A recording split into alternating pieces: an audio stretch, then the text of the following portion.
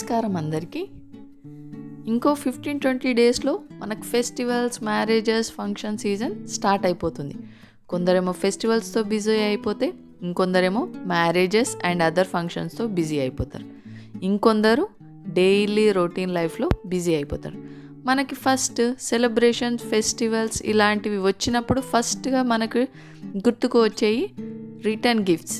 ఏమి ఇవ్వాలి అని మనకు ఆలోచిస్తూ ఉంటాం. మీరు మోస్ట్ ప్రజెంట్ ట్రెండింగ్లో ఉన్న ఐటెం ఏంటి అని అంటే పిచ్వాయి ప్రింట్.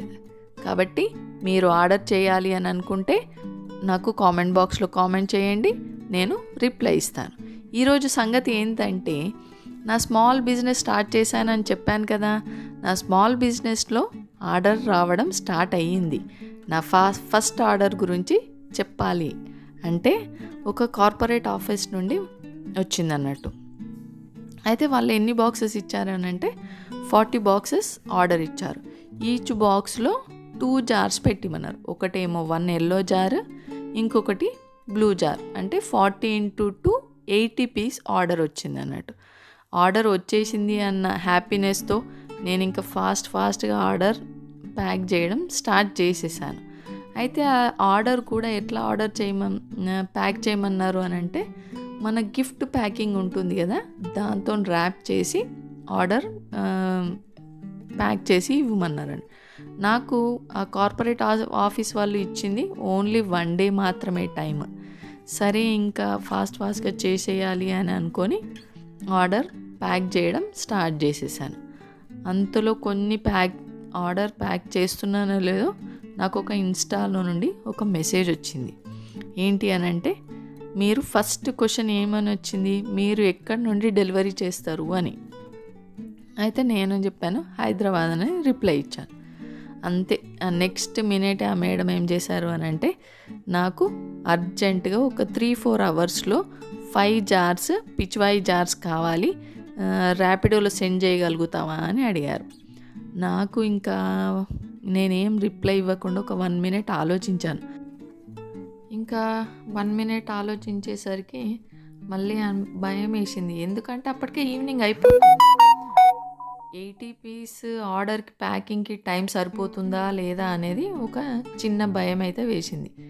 ఇంకా మళ్ళీ అనిపించింది, ఏమైనా కానీ 5 పీసే కానీ 100 పీస్ ఆర్డరే కానీ never we should deny any order అని అనుకున్నా. ఇంకా సరే అని ఒక మెసేజ్ పెట్టేశాను మేడంకి. అంతే, ఐ విల్ డెలివరీ అని.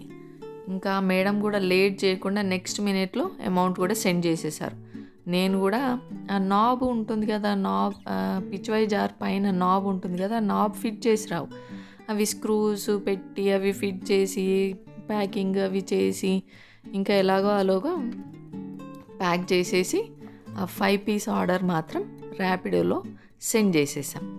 1 అవర్లో ఆర్డర్ కూడా డెలివరీ అయిపోయింది. కస్టమర్ కూడా హ్యాపీ అండ్ రివ్యూ కూడా చాలా బాగా వచ్చింది.